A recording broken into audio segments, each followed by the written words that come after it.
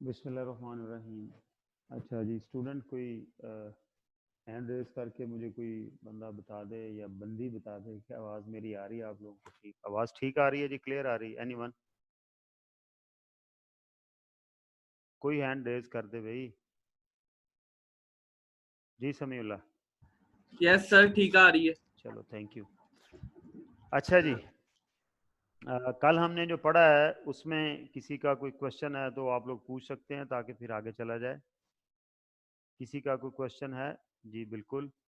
हाँ जी, हाफिज उमर, हाफिज मोहम्मद उमर वलीद जी भाई। जी सर, मैंने आपसे पूछना था, लायबिलिटी में ना एक लाइन लिखी हुई है, some liabilities can be measured only with a substantial amount of estimation. Sir इस लाइन का मतलब बता दें। देखें, इसका मतलब ये है कि सम टाइम हम अपनी ऑब्लिगेशन जो है ना वो एस्टीमेट के साथ कैलकुलेट करते हैं। मसलन मैंने फ़र्ज़ कर लें कि आज मुझे ये डिटरमिन करना है कि 31 मार्च को मुझे ये डिटरमिन करना है कि मेरा मार्च का बिजली का बिल कितना पेएबल होगा, क्योंकि 31 मार्च को मेरे ऊपर मार्च के महीने का बिल ड्यू तो हो गया ना, लेकिन वो बिल जाके आता है 10 अप्रैल को, 12 अप्रैल को, 15 अप्रैल को, तो उस वक्त वो बिल एक्चुअली आया नहीं होता। तो हम क्या कर सकते हैं, हम मार्च के महीने का की लायबिलिटी एस्टिमेटेड कैलकुलेट कर सकते हैं। इसी तरह कुछ और लायबिलिटीज़ भी हैं जो सम टाइम हमें एस्टिमेट की बेस के ऊपर कैलकुलेट करनी है, तो उसने यही बात लिखी हुई है। ठीक है जी। तो सर इन्हीं को सर प्रोविजंस कहते हैं फिर? जी, इन्हीं को प्रोविजन जो होती है वो लायबिलिटी ऑफ अनसर्टन अमाउंट होती है, और जो एक्रूअल होती है आगे जाकर डिस्कस करेंगे, वो लायबिलिटी ऑफ सर्टन अमाउंट होती है। There are two terms, provision and accrual. Accrued या एक्रूड एक्सपेंस या एक्रूअल। तो provision liability of uncertain amount होती है, और जो एक्रूड एक्सपेंस होता है या एक्रूअल होती है वो लायबिलिटी ऑफ सर्टन अमाउंट होती है। ठीक है जी ठीक है सर। जी। निमरा बशीर जी। सर निमरा प्रेजेंट ऑब्लिगेशन में एग्जांपल दी हुई है, वो मैंने पूछनी है, तो सर बोलूं जी, मैं? बोले बोले बोले। An An entity might undertake to rectify faulty goods for customer even if these are now outside their warranty period. The undertaking creates an obligation even though it is not legally enforceable by the customer of the entity. वो कह रहे हैं कि आपको warranty मिलती है, तो जी warranty में तो ये होता है ना कि इतने पीरियड में ये चीज़ ख़राब होगी तो हम आपको नई चीज़ दे देंगे। ठीक है, तो जी सम टाइम ये होता है कि वारंटी एक्सपायर हो जाती है, लेकिन फिर भी हमारी एक ऑब्लिगेशन बेचने वाले के ऊपर होती है कि भाई वारंटी एक्सपायर होने के बाद भी अगर कोई प्रॉब्लम, कोई फॉल्ट आ जाता है उस चीज़ के अंदर, तो हमने उसको क्या करना होता है, हमने उसे रिपेयर करके देना होता है।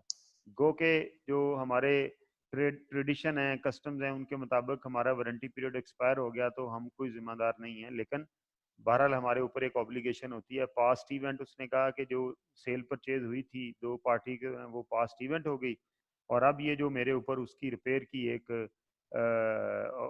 मतलब लायबिलिटी आ जाएगी, ये एक प्रेजेंट ऑब्लिगेशन हो जाएगी। ठीक है जी सर, एक बस और क्वेश्चन है। Many assets have a physical form, तो क्या एसेट की कोई और भी फॉर्म है फिजिकल के यस अलावा? यस यस यस, उन्हें हम जी सर, ये भी बता दें।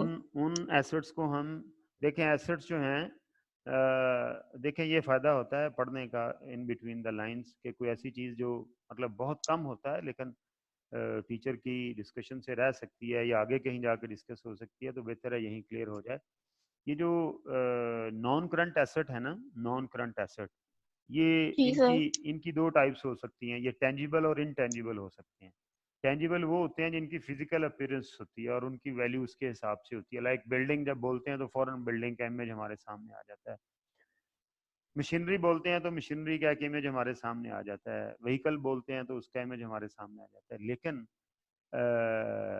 ये जो KFC का नाम है, सिर्फ नाम, कभी सुना है, कभी सोचा है कि ये जो नाम है इसकी भी एक वैल्यू है, और वो उस नाम का एक लॉन्ग टर्म बेनिफिट है। दे टिप्स कॉलेज ऑफ अकाउंटेंसी, ये जो नाम है इसकी एक, कल को अगर मैं ये खुदा ना खास्ता ये कॉलेज बेचता हूँ तो मैं दे टिप्स के नाम की वैल्यू भी लूँगा। तो इसका मतलब क्या हुआ, जैसे किसी सिंगर का गाया हुआ गाना उसका एक इंटेंजिबल एसेट है। वो गाना कहीं मतलब कोई पड़ा नहीं हुआ डब्बे में या कोई ऐसी चीज नहीं है, मतलब फिजिकल उसकी नहीं है, लेकिन उसकी एक वैल्यू तो है।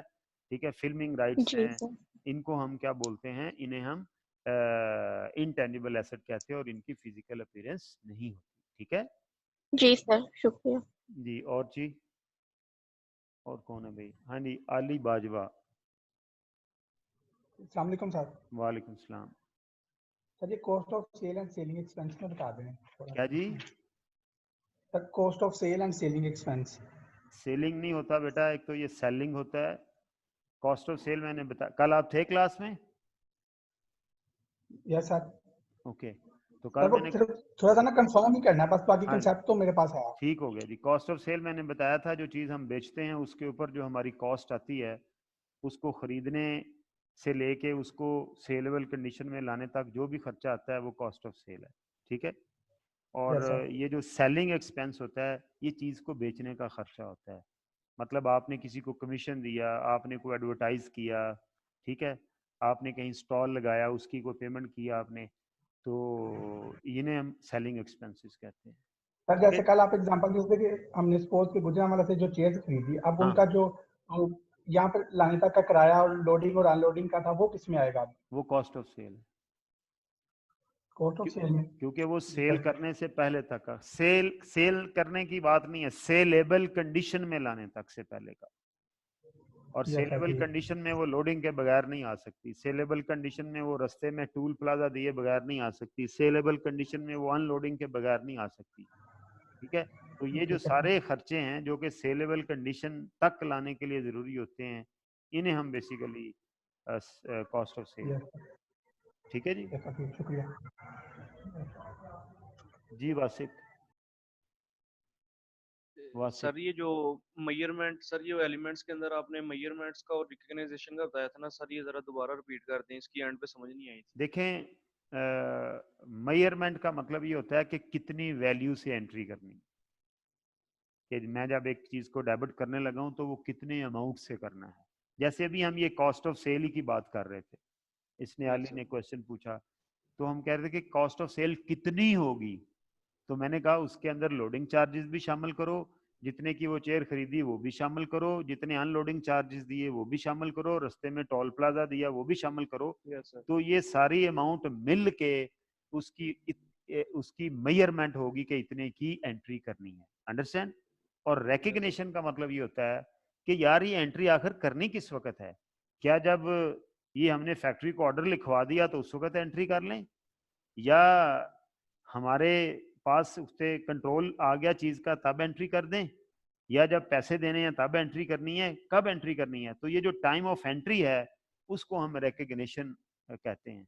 तो मेजरमेंट और रिकग्निशन दोनों हमें बेसिकली फ्रेमवर्क बताता है। ठीक है, ठीक है, थैंक यू। जी रुमैसा। अस्सलाम वालेकुम सर। अस्सलाम वालेकुम वालेकुम अस्सलाम। सर, आपने जैसे अभी नेम इंटेंजिबल का वो लिया है कि मतलब कि दी टिप्स कॉलेज भी एक है। इंटेंजिबल एसेट है हमारा। Yes sir. जी। तो सर अगर हम लोग, आप अल्लाह ना करे आप कॉलेज बेचते हैं, तो सर आप कॉलेज अल्लाह ना बेचते तो आप अल्लाह ना करे, मतलब आजकल हालात ऐसे हैं, मतलब कुछ भी हो जी, सकता है। अभी हम तो सर चनियोट कैंपस की एक डील कर रहे हैं, आप बताएं जी। अच्छा, जी सर, वो बात ये मतलब कि अगर आप बेचते हो, आपकी गुडविल भी है, तो आप उस गुडविल के भी आपको प्राइस जी मिलेगी। गुडविल भी इंटेंजिबल एसेट है। जी, नाम तो की सर वैल्यू आपको का मतलब क्या है? गुडविल है। Goodwill yes sir. गुडविल जैसे मैंने KFC कहा है, बाटा, KFC, जी फोर्सा, वॉल्स, ये सारे नाम हैं, ये बेसिकली गुडविल है उस अदारे की। ठीक है यस सर, तो आपको गुडविल के प्राइस आप लेंगे उनसे जी, जब जिनको सेल करेंगे? बिल्कुल लेंगे। खून पसीना सारी जवानी यहाँ पर लगा दी है, तो क्या अब इसकी प्राइस नहीं मांगेंगे हमसे? यस सर, ठीक जी, तो ये इंटेंजिबल एसेट है, हमारा नाम, यस हमारी सर। गुडविल। जी, और जी उसामा जुबैर। सर ये आपने बताया कॉस्ट ऑफ सेल में सर सैलरीज नहीं आती, सर फिर सेल्समैन की सैलरी नहीं आएगी क्योंकि उसने सेल्समैन की स्टॉक। सैलरी सेलिंग एक्सपेंस है, वो कॉस्ट ऑफ सेल नहीं है, क्योंकि चीज सेलेबल कंडीशन में आ गई, सेलेबल कंडीशन में आ गई। सेलमैन की सैलरी तो बाद का मसला है। मैंने क्या कहा, एक एक पॉइंट बताया आपको कि उस पॉइंट तक का खर्चा कॉस्ट ऑफ सेल है। वो पॉइंट कौन सा है? When product is ready for sale. Ready for sale, sale होना जरूरी नहीं है, रेडी फॉर सेल होने तक। तो सेलमैन की सैलरी तो सेलिंग एक्सपेंस है, वो रेडी फॉर सेल पड़ी हुई होगी। सेलमैन दुकान पे खड़ा है, चीज बिक गई तो ठीक है, नहीं बिकेगी फिर भी उसकी सैलरी तो जा रही है ना, तो लिहाजा salesman salary is a selling expense. ठीक है जी। उसामा आपने अनम्यूट क्यों कर दिया? ओके यस सर, क्लियर हो गया। क्लियर हो गया जी। सुभान अफजल, सुभान अफजल। ये सर, ये जो सर एंड में नेट प्रॉफिट टैक्स आएगा हमारे पास, नेट प्रॉफिट आएगा हमारे पास जी जी जी टैक्स जी के बगैर, जी जी। इक्विटी सर वही बनेगी एंड पे जाके फिर? इक्विटी वो नहीं बनेगी, that will be part of equity. पहले भी कुछ इक्विटी आ रही होगी, इस साल के प्रॉफिट से पहले भी तो कुछ पैसे मैंने बिजनेस में जी लगे जी होते हैं ना। जी पहले साल जी वो कैपिटल होता है, उसके बाद जी जब उसके अंदर पहले साल का प्रॉफिट ऐड होता है तो वो कैपिटल इक्विटी में कन्वर्ट हो जाता है। तो अगले सर। साल हर साल जी का प्रॉफिट जो है वो पिछले साल की इक्विटी में ऐड होता है, और अगर लॉस सर, होगा जो तो लेस होता है। एक्सपेंसेस निकाल के यानी कि जो वैल्यू बचेगी वो जो इक्विटी में ऐड नेट करेंगे, बचेगा, नेट प्रॉफिट। नेट बचे। ठीक हो, ठीक है जी। जी ठीक है। और जी समीउल्लाह। जी सर, सर ये पूछना था कि gain on disposal of non current asset जो है वो अदर इनकम में आ जाते हैं, जी ठीक भाई। है। ये होता है प्रॉपर्टी में, ठीक है, तो मतलब कि एक कर्ज से बाद प्रॉपर्टी की कीमतें बढ़ जाती हैं। और अगर सर यही अगर हम एशिया वगैरह में आ जाए, जैसे ये फैन आपने कहा था कि मैं बेचूं, तो ये सर जी हमें लॉस होता है, तो ये किस में आएगा? नहीं, फैन का आप बिजनेस करते हैं या वैसे आपके पास नहीं फैन नहीं है? सर, नॉन करंट एसेट ही कहा मैंने। हाँ तो वो भी अदर इनकम ही होगी, जरूरी नहीं प्रॉपर्टी। हर तरह के नॉन करंट एसेट की जो गेन है वो अदर इनकम। सर मैं लॉस की बात कर रहा हूँ, लॉस होगा तो वो अदर लॉस हो कहलाएगा। वो जहां अदर इनकम लिखा था ना कल, उसकी जी बजाय सर। वो अदर लॉस आ जाएगा। Okay sir. ठीक है जी। फजील।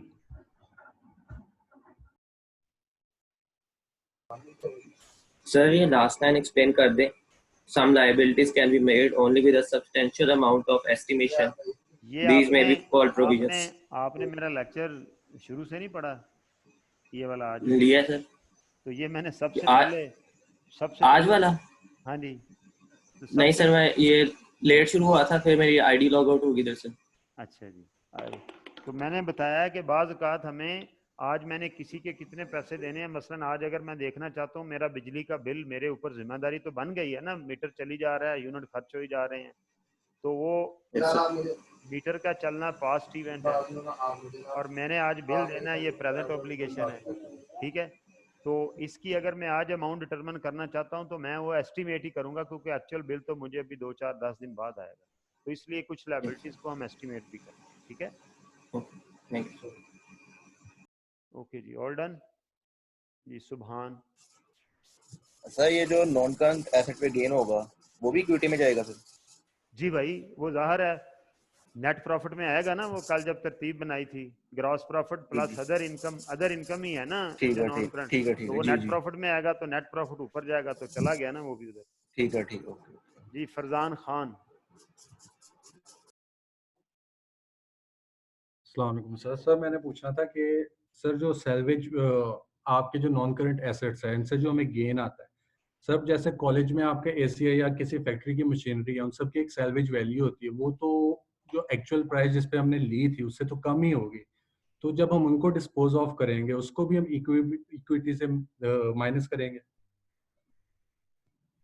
भाई वो अदर लॉस हो जाएगा, ठीक है ना, और अदर लॉस कल मैंने पढ़ाया था, ग्रॉस प्रॉफिट के बाद अदर इनकम होगी तो वो ऐड हो जाएगा, अदर लॉस होगी तो वो लेस हो जाएगा, फिर उसमें से एक्सपेंसेस जो थे एडमिन और सेलिंग वो लेस हो जाएंगे, फिर नेट प्रॉफिट आएगा।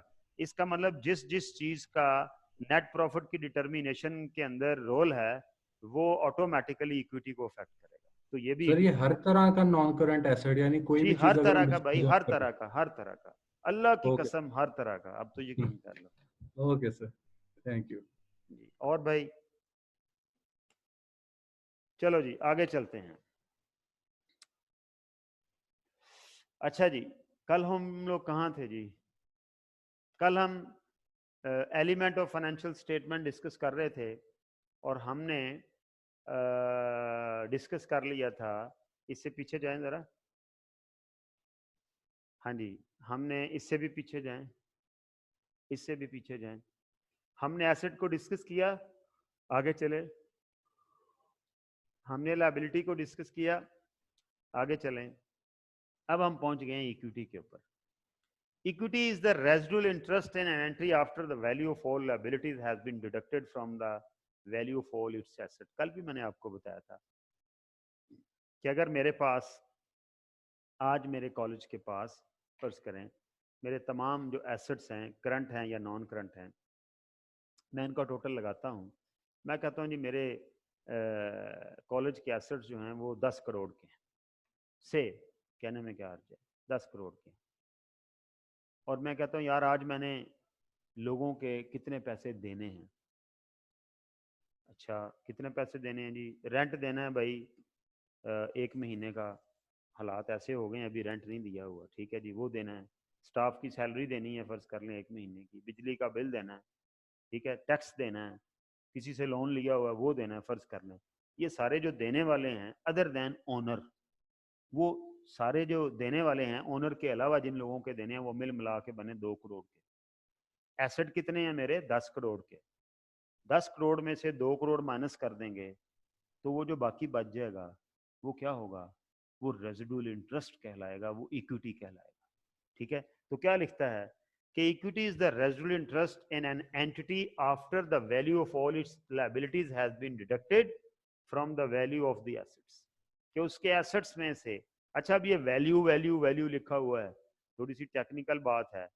देखें, एक फिगर वो होगी, मैंने आपको एग्जांपल दी थी कि वो मेरा क्लाइंट है जिसने ज़मीन 5 लाख की खरीदी है, वो 50 करोड़ की होगी हुई है, ठीक है। तो ये वैल्यू की बात हो रही। वैल्यू का मतलब जो बुक वैल्यू उसकी बात नहीं हो रही, जो उसकी मार्केट वैल्यू उसकी बात हो रही है। तो अगर आज फ़र्ज़ करें मैं ये सारे एसेट, किताबें मेरी कुछ कह रही होंगी क्योंकि किताबें आगे जाके मैं आपको पढ़ाऊँगा, कॉस्ट कन्वेंशन हैं। हमने अकाउंटिंग किस वैल्यू पे करनी है? जितने की मैंने चीज़ खरीदी। ये रोस्टम मैंने कितने का मेरी बुक्स में आ रहा होगा? जितने का मैंने खरीदा। लेकिन जब इसकी वैल्यू लगानी है तो वैल्यू तो मार्केट लगाएगी। तो कहता है मेरे तमाम एसेट्स की वैल्यू में से लायबिलिटीज की वैल्यू माइनस कर देंगे तो जो बाकी बचेगा वो रेजिडुअल इंटरेस्ट कहलाएगा और वो इक्विटी कहलाती है। It is balance sheet value of the entries net asset. कहता है कि जो हम बुक्स के अंदर बात करेंगे, ये जो बैलेंस शीट लिखा हुआ है, बैलेंस शीट वैल्यू का मतलब क्या होता है? स्टेटमेंट ऑफ फाइनेंशियल पोजीशन में जो वैल्यू आ रही होती है वो बेसिकली हमारी कहलाती है इक्विटी, ठीक है। और जो एक्चुअल इक्विटी होती है वो उससे हट के हो सकती है, ठीक है। देखें, मैं आपको एक बात बताता हूँ, ज़रा बात समझ लीजिएगा। मुझे एक शीट चाहिए जी, बड़ी इंपॉर्टेंट बात है, क्योंकि इन्होंने अब ना समझी तो सारी ज़िंदगी नहीं समझनी। देखें, हाँ, मैंने लैंड खरीदी 100 रुपए की, ये 100 करोड़ कह लें, 100 लाख कह लें, वट एवर, मैं 100 लिख रहा हूँ। मैंने प्लांट खरीदा 50 रुपए का। मेरे पास बैंक में पैसे थे 25 रुपए।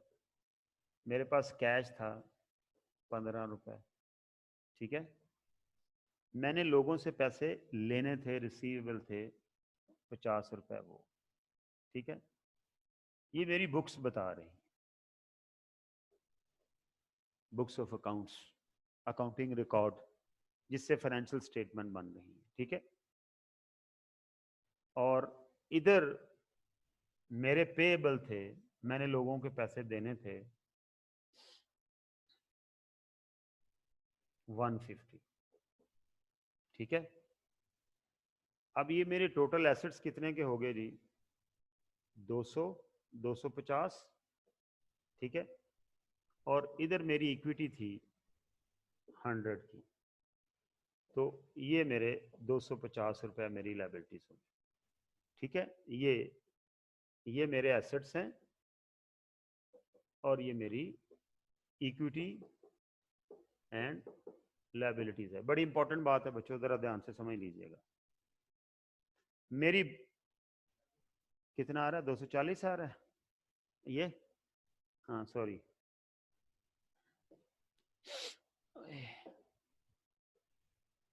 ओके।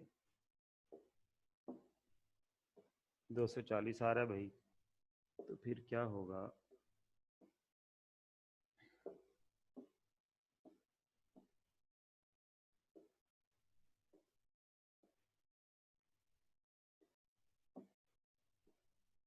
ओके 240 इस तरह आएगा। किसी भी कंपनी के एसेट हमेशा उसकी इक्विटी और लायबिलिटी के बराबर होंगे, ठीक है। इसके ऊपर आगे जाके हम बात करेंगे जब तीसरा चैप्टर पढ़ेंगे अकाउंटिंग इक्वेशन का, कि ऐसा क्यों होगा, ठीक है। इसलिए ऐसा होगा कि बिजनेस के पास जो कुछ होता है या वो ओनर ने दिया हुआ होता है इक्विटी की शक्ल में, कैपिटल लगाया हुआ होता है, या बिजनेस का प्रॉफिट इन री इन्वेस्ट किया होता है, या लोगों से उधार लिया हुआ होता है। तो बिजनेस के एसेट जो हैं बुक्स के अंदर हमेशा उसकी इक्विटी और लायबिलिटीज के बराबर होते हैं। तो अभी वो क्या बता रहा है, कहता है जी इस 240 के जो टोटल एसेट हैं इनमें से मैं लायबिलिटीज को माइनस कर दूंगा 150 की लायबिलिटीज को इस 240 में से, तो जो बाकी बच जाएगा वो ये वाला 90 जो है ये क्या कहलाएगी, ये इक्विटी कहलाएगी। वो कहता है ये बैलेंस शीट वैल्यू है, ये जो मैंने स्टेटमेंट बनाई है ना आपके सामने, इसे बैलेंस शीट भी कहते हैं, इसे स्टेटमेंट ऑफ फाइनेंशियल पोजीशन भी कहते हैं। यही है ना कि इधर क्या किया, नॉन करंट और करंट एसेट में डिवाइड कर दिया, यही कल बनाई थी, और इधर इक्विटी और लायबिलिटी ये तो वैसे ही है, ठीक है। तो मैंने इसे टोटल बना दिया है। तो इसमें से अगर मैं बाहर के लोगों का पेएबल माइनस कर दूंगा तो ये जो चीज बचेगी ये क्या कहलाएगी, it will be called your equity. समझ आ गई बात आपको? अब वो कहता है कि ये आपकी बैलेंस शीट वैल्यू है, लेकिन रियल इक्विटी इससे डिफरेंट हो सकती है। ये आपके रिकॉर्ड बता रहे हैं। वो कैसे सर? सर ये देखिएगा, मैं यहाँ एक वर्किंग ब्लू पेन से करने लगा हूँ, इसको जरा ऑब्जर्व कीजिएगा। आज अगर मैंने अपनी इक्विटी लगानी है, मैं कहता हूँ भाई ये जमीन जो है मेरी इस वक्त ये 200 की है, वो तो जब खरीदी थी 100 की थी। ये जो मेरा प्लांट है ये इस वक्त जो है ये 20 का रह गया, ये उस वक्त 50 का था, ये 20 का रह गया है, चल चल के घिस घिस के। बैंक में जो मेरे पैसे हैं वो उतने ही हैं जितने हैं, कैश मेरे पास जितना है वो उतना ही है, ये इसके अंदर कोई कमी नहीं आई। ये जो मेरा रिसीवेबल है ये लोग मुझे 50 रुपए नहीं देंगे, ये लोगों ने मेरे कुछ पैसे मार लेने, मुझे ज्यादा से ज्यादा जो पैसे मिलेंगे वो 35 रुपए मिलेंगे इससे, ठीक है। तो मेरे टोटल एसेट कितने हुए? हम कहेंगे भाई जो fair value of my asset है, ये क्या थी, book value of my asset, ये जो रेड से लिखी हुई है, और ब्लू से जो लिखी ये क्या है, fair value of my asset. Market value of my asset कितनी है? 200 200 240 कितने बने भाई? जमा करके बताओ यार।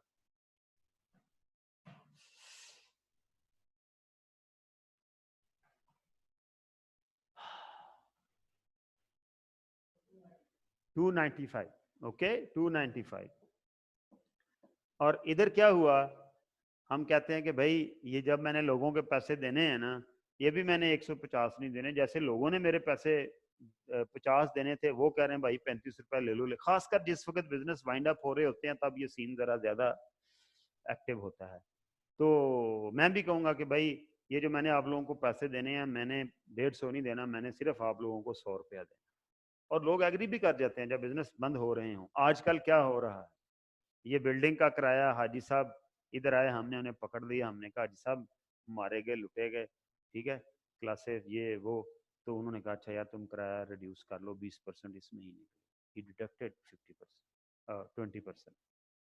तो ऐसे होता है कि बाज़ का आपकी लायबिलिटी की बुक वैल्यू और होती है, लेकिन जब आप निगोशिएट करते हैं तो वो आपको उतनी वैल्यू से कम पे करनी पड़ सकती हैं। तो से अगर मेरा पेएबल 100 हो गया, तो अब इस 295 में से मैं 100 माइनस करूंगा तो मेरी इक्विटी कितनी हो जाएगी, 195।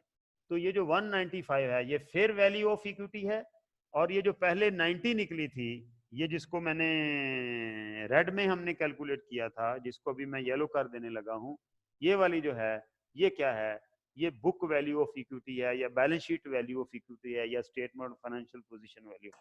समझ आई जी? चलें जी दोबारा उधर। तो ये जो उसने लिखा है ना, it is a balance sheet value, ये लिखा हुआ of the entity's net asset, it does not represent in any way the market value of the equity. ये अकाउंटिंग की एक बहुत बड़ी लिमिटेशन है, अकाउंटिंग का एक प्रॉब्लम है कि ये जो हमें डाटा मिलता है स्टेटमेंट ऑफ फाइनेंशियल पोजीशन के अंदर, वो फेयर वैल्यू डाटा नहीं होता, वो बुक वैल्यू डाटा होता है। और अकाउंटेंट्स इसके ऊपर काम कर रहे हैं कि यार इसका भी कोई हल होना है, और कुछ हल निकाले भी हैं, वो आगे जाके आपको बताएंगे। FR1 के अंदर रीवैल्यूएशन का कॉन्सेप्ट है, वो आपको पढ़ाएंगे। लेकिन अभी फिलहाल आप ये समझ लें कि ये डिफरेंस आपको समझ आ गया कि भाई बुक वैल्यू ऑफ इक्विटी और है, और बैलेंस शीट वैल्यू और फेयर वैल्यू ऑफ इक्विटी जो है। और इक्विटी ऑफ ए कंपनी में बी सब classified into share capital, retained earning, profit and other. ये सेंटेंस यहाँ लिखने की जरूरत नहीं थी, कंपनी अकाउंट आपके सिलेबस में है नहीं। वो कहता है कि इक्विटी के अंदर कुछ कैपिटल होता है, आप यूं समझ लें शेयर कैपिटल की बजाय। कुछ इक्विटी किस चीज का मजमुआ होता है? जो इनिशियल कैपिटल आपने लगाया उसे शेयर कैपिटल कह देंगे जब कंपनी कहेंगे। रिटेन्ड प्रॉफिट, वो प्रॉफिट जो हुए और हमने बिजनेस में ही रख लिए, ठीक है। या इसके अलावा हमने को पैसे बिजनेस के अंदर रखे हुए हैं कंपनी के प्रॉफिट में से, जिन्हें हम अदर रिजर्व्स कहते हैं। तो ये तीनों जो है that will be part of your equity. लेकिन आपके यहाँ इक्विटी का मतलब क्या है? Capital plus net profit less loss, that's all. आगे चलो। इनकम मैंने सिंपल आपको एक्सप्लेन किया कल। Revenue is the income arising in the ordinary course of the activities entry. It includes sales revenue, fee income, royalties income. अब ये different किस्म की इनकम हैं। सेल रेवेन्यू का मतलब क्या है? चीज बेचेंगे तो जो पैसे आएंगे, चीज की बेचने से जो इनकम रेवेन्यू आता है उसे सेल कहते हैं, प्रोडक्ट बेचते हैं तो। फी इनकम जब आप सर्विस बेचते हैं, लाइक मैं क्या कर रहा हूँ, मैं सर्विस बेचता हूँ, तो ये वाला जो रेवेन्यू से फी इनकम कहते हैं। रॉयल्टीज इनकम, रॉयल्टीज क्या होती हैं? जब आप अपनी चीजें लोगों को, आपने अपनी बुक्स लोगों को छापने के लिए राइट दे देते हैं और वो पर बुक आपको एक अमाउंट देते हैं, उसे रॉयल्टी कहते हैं। आप अपना गाना फिल्म के लिए दे देते हैं और आपके गाने के ऊपर आपको सिर्फ उस फिल्म के लिए कुछ पैसे मिलते हैं, तो ये भी रॉयल्टीज जो हैं ये भी इनकम होती है। रेंटल इनकम, जब आपने रेंट के ऊपर कुछ चीज दी हुई है। Income from investment, interest and dividend, या हमने कहीं इन्वेस्टमेंट की हुई है और उससे हमें कोई इंटरेस्ट मिल रहा है, डिविडेंड मिल रहा है, ठीक है, तो वो भी क्या है? वो भी हमारा रेवेन्यू है, ठीक है। तो इनकम के अंदर पहली चीज क्या शामिल होगी? रेवेन्यू। दूसरी चीज क्या शामिल होगी? Gain. Gains include gain on the disposal of non current asset, ठीक है। गेन क्या होगा? ये वो वाली इनकम होगी जो कि देखें, पहली बात तो ये समझने की कोशिश करें कि income include revenue and gain. Revenue क्या है? जो आपकी रेगुलर बिजनेस एक्टिविटी, उससे जो आपको सेल आनी है, सेल आनी है, अभी कुछ माइनस नहीं करना उसमें से, ठीक है, वो आपका क्या कहलाएगा? रेवेन्यू, और it will become your income. और इनकम का दूसरा कंपोनेंट क्या है? गेन। गेन क्या होती है? नॉन करंट एसेट को जब बेचते हैं उसके ऊपर जो प्रॉफिट होगा वो गेन है। ये जो रेवेन्यू क्या होता है? जब आप अपनी मर्चेंडाइज गुड्स को बेचते हैं, यानी इन्वेंट्री को, यानी करंट एसेट को बेचते हैं, तो उसको बेचने से जो पैसे आएंगे, प्रॉफिट की बात नहीं हो रही, वो इनकम कहलाएंगे। लेकिन गेन क्या है? गेन के नॉन करंट एसेट को बेचने से जो प्रॉफिट होगा, कि उसकी सेल माइनस उसकी कॉस्ट माइनस कर देंगे, वो क्या कहलाएगा? वो गेन कहलाएगा, and that will be part of your income. तो ये जो दो चीजें हैं बेसिकली, ये क्या हैं? These are called incomes. Expense क्या है जी? Expenses arising in the normal course of activities such as the cost of sale. Cost of sale एक खर्चा है, लेकिन वो क्या है? डायरेक्ट है। कल मैंने आपको बड़े अच्छे तरीके से ये बात समझाई थी, डायरेक्ट एक्सपेंस है। और other operating cost including depreciation of non current asset, ये देखें, इसको और भी बात करता हूँ। Expenses resulting in outflow of asset such as cash और finish good inventory, or the depletion of the asset, for example the depreciation of the non current asset। कहते हैं जी एक्सपेंसेस में क्या शामिल होगा? जो ऑर्डिनरी कोर्स में आपके खर्चे होते हैं। जरूरी नहीं है कि वो आपकी प्रोडक्ट के साथ जो खर्चे होते हैं उन्हें तो कॉस्ट ऑफ सेल कहते हैं, ठीक है, और उसके अलावा उन्हें हम अदर ऑपरेटिंग कॉस्ट कहते हैं। पहली चीज क्या हो गई? Cost of sale. दूसरी चीज क्या होगी? Other operating cost. तीसरी चीज क्या हो गई? और अदर ऑपरेटिंग कॉस्ट के अंदर कहता है जी डेप्रिसिएशन वगैरह भी शामिल होते हैं। अब डेप्रिसिएशन के ऊपर पूरा एक चैप्टर है। Depreciation is a kind of expense, ये बात ध्यान में रखें। डेप्रिसिएशन क्या होती है? डेप्रिसिएशन होती है किसी एसेट की वैल्यू के अंदर जो कमी आती है उसे डेप्रिसिएशन कहते हैं। देखें, मैंने ये एसी खरीदा, फर्ज करें 1 लाख रुपए का, क्या ये साल बाद भी 1 लाख का होगा? नहीं। 2 साल बाद भी 1 लाख का होगा? नहीं। साल बाद इसकी वैल्यू कुछ कम हो जाएगी। साल बाद मुमकिन है ये 80,000 का रह जाए। वो जो 20,000 इसकी वैल्यू के अंदर कमी आई है वो क्या है? वो भी मेरा एक्सपेंस है और उसे हम डेप्रिसिएशन कहते हैं। यानी नॉन करंट एसेट का वो पोर्शन जो हम यूज करके एक्सपायर कर लें उसे हम क्या कहेंगे? उसे हम डायरेक्ट एक्सपेंस, उसे हम डेप्रिसिएशन एक्सपेंस कहेंगे। ठीक है, तो depreciation is a type of expense. आगे चलो जी। Losses include for example loss on disposal of non current asset. ठीक है, नॉन करंट एसेट को बेचेंगे तो लॉस होगा। फायर, फ्लड, उससे नुकसान हो जाए वो भी लॉस होगा। Usually reported as net of related income, losses might also be unrealized. कहते हैं जी लॉसेज को आमतौर पर जब हम इनकम स्टेटमेंट में शो करते हैं तो अगर कोई उससे इनकम हो रही है तो वो नेट करके दिखाते हैं। मसलन फर्ज करें आग लग गई, स्टॉक को आग लग गई, 1 लाख रुपए का स्टॉक जल गया। ठीक है, वो लॉस है, लॉस बाय फायर है। अब वो जो जला हुआ स्टॉक है वो कबाड़ वाला आया, वो 20,000 का ले गया आपसे। वो 20,000 क्या है? वो रिलेटेड इनकम है, लॉस से रिलेटेड कुछ इनकम भी हो गई। तो लिहाजा कहता है कि जब हम इनकम स्टेटमेंट में दिखाएंगे तो हम उसे 1 लाख का लॉस नहीं दिखाएंगे, हम उसे 1 लाख माइनस 20,000 जो इनकम हुई है वो माइनस करके 80,000 का हम उसे जो है वो लॉस दिखाएंगे। ठीक होगी बात? कहता है जी लॉसेज अनरियलाइज्ड भी होते हैं। Unrealised losses occur when an asset is revalued downward. अब ये वो बातें हैं जो यहाँ नहीं करनी चाहिए। ठीक है, but is not disposed of. कहता है जी अनरियलाइज्ड लॉस वो होता है जो आपके किसी एसेट की वैल्यू के अंदर कमी आ जाए, लेकिन आप बेचेंगे तो वो कमी का पता चलेगा ना। मसलन मेरी बुक्स के अंदर ये रोस्टम आ रहा है 10,000 का, लेकिन ये एक्चुअली 10,000 का नहीं है, ये बिकता है तो ये होता है 8,000 का। तो यार ये जो 2,000 का लॉस है ये तभी होगा जब ये बिकेगा। तो जब तक ये बिकेगा नहीं, वो जो 2,000 का लॉस है उसे हम अनरियलाइज्ड लॉस कहते हैं, कि वो लॉस तो है लेकिन अभी रियलाइज नहीं हुआ। रियलाइज तब होगा जब ये बेच देंगे। ठीक है, फॉर एग्जाम्पल है ना, फॉर एग्जाम्पल ये एन है, एंड नहीं है। An unrealized loss occurs when marketable securities owned by the entity are revalued downward। हाँ, उसने एग्जांपल दे दी। ये रोज शेयर मार्केट की ऐसी तैसी हो रही है ना, तो मार्केटेबल सिक्योरिटीज शेयर्स को कहते हैं किसी कंपनी के, अगर आपने खरीदे हुए तो। ठीक है, वो कहते हैं आपके पास एक कंपनी के शेयर हैं, आपने 100 रुपए का खरीदा था, आज वो 80 रुपए का रह गया कोविड क्राइसिस की वजह से, तो उसके ऊपर 20 रुपए का लॉस हो गया।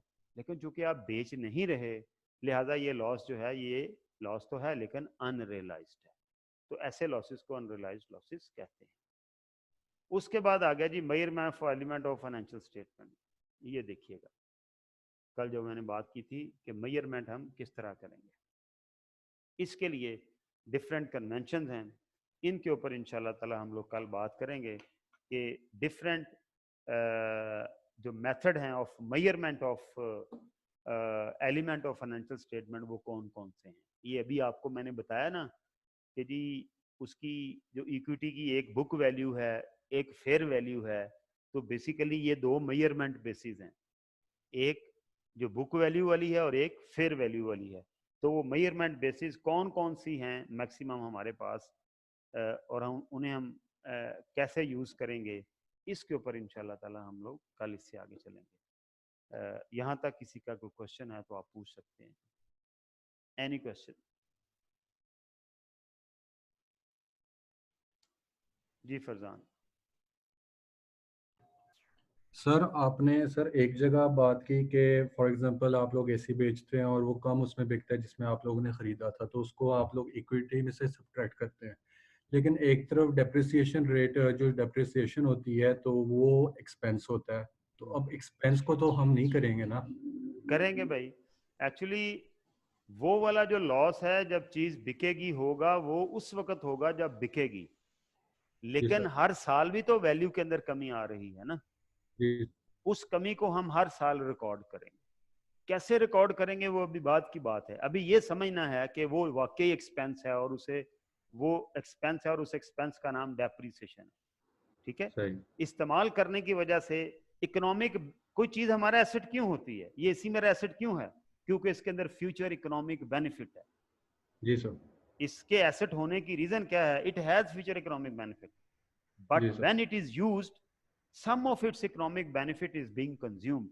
और एक्सपेंस किस चीज का नाम है, कंजम्पशन ऑफ इकोनॉमिक बेनिफिट का नाम।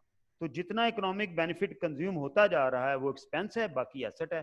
उसकी मेजरमेंट कैसे करनी है, पैमाइश कैसे करनी है, ये अभी बात की बात है, अभी कॉन्सेप्ट समझ आना चाहिए। ठीक है जी। और जी किसी का कोई सवाल है? ओके जी, थैंक यू वेरी मच।